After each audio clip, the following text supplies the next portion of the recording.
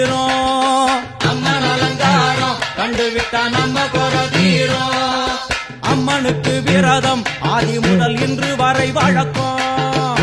அம்மனுக்கு விரதம் ஆதி முதல் இன்று வரை வழக்கம். சமயபுரத்தில் நம்மை வாழ வைக்க மாறியும்